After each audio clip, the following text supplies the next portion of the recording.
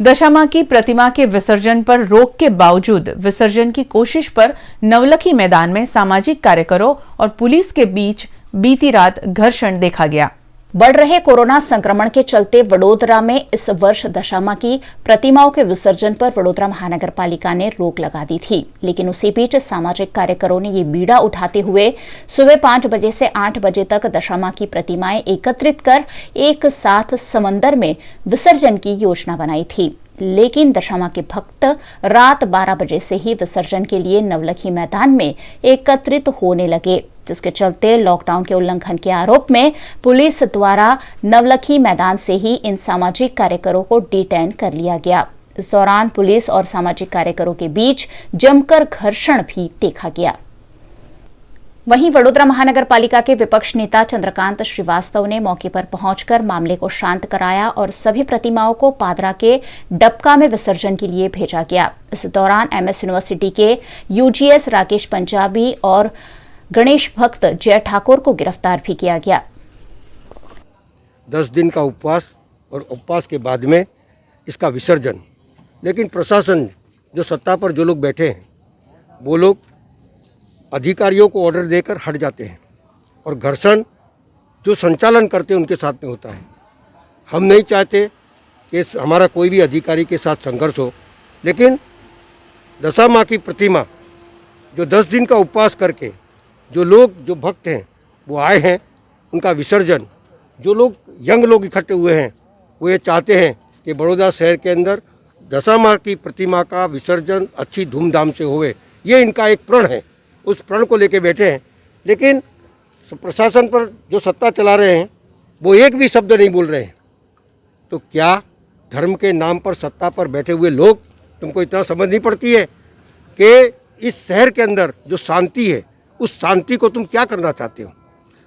ये यंग लोगों के साथ में प्रशासन को टकराव होना और एक बड़ा विस्फोट होना, ये चाहते तुम लोग?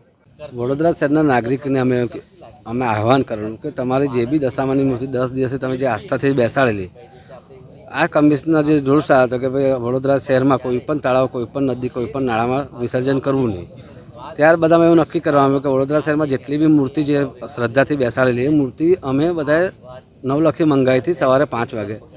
સવારે 10 થી 5 કર્ફ્યુ એટલે પોલીસનો જે કાયદો છે એનું ઉલ્લંઘન ના થાય, અમે લોકોએ બધી તૈયારી કરી દીધેલી।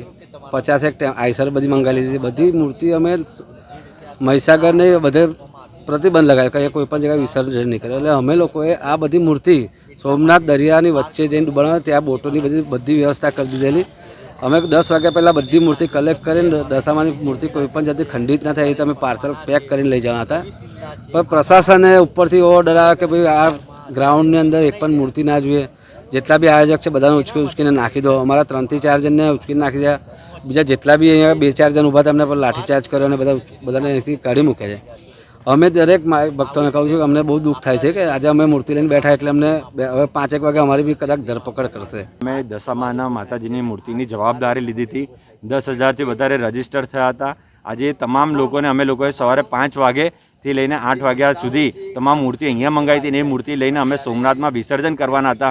અહીંથી 500 કિલોમીટર દૂર દરિયામાં વિસર્જન કરવાના હતા, જેથી તમામ માઈ ભક્ત જેમે પણ ઉપવાસ કર્યો છે અને જેટલી હજારોની સંખ્યામાં મૂર્તિ આવી છે તમે જુઓ પાછળ અમે ટેમ્પાને બધી જ વ્યવસ્થા કરી દીધી છે, બેનર હોર્ડિંગને મૂકવાની પાટ ફરાશ કરવાની બધી જ વ્યવસ્થા કરી છે।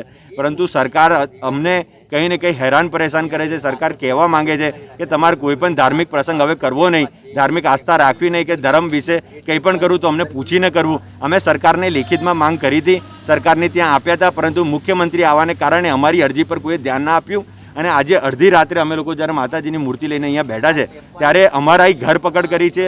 મારા સાથી મિત્ર જયભાઈ ઠાકોરની ધરપકડ કરી છે અને રાકેશ પંજાબીની ધરપકડ કરી છે અને અમારી પણ ધરપકડ કરતા હતા ત્યારે અમે આ દશામાની મૂર્તિ ખોડામાં લઈને બેઠા છે। सामाजिक कार्यकरों द्वारा किए गए आह्वान के मुताबिक कई भक्त दशामां की प्रतिमाओं को लेकर सुबह 5 बजे बाद नवलखी मैदान पहुंचे, लेकिन यहां से सामाजिक कार्यकरों को हिरासत में ले लिया गया होने की वजह से भक्त प्रतिमाएं लेकर जाएं तो जाएं कहां जैसी स्थिति में देखे गए।